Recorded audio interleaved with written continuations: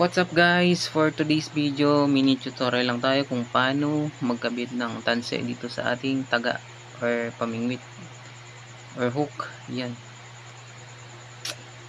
Ito lang yan guys. Papatong po natin yung tanse dito sa taga.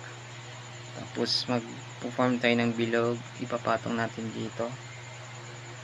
Tapos ikot po natin to guys. Yung pinakadulo na to.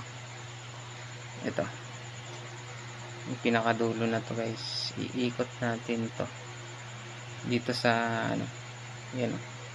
Tansyahin nyo lang guys kung ilang ikot ang gusto nyo, or dalawa, tatlo, apat, ganun.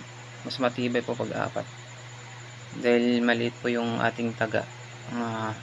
Dalawa lang siguro, tatlong ikot. Tapos hihilahin nyo to guys, yung pinakadulo na to. Kailangan nakafix pa rin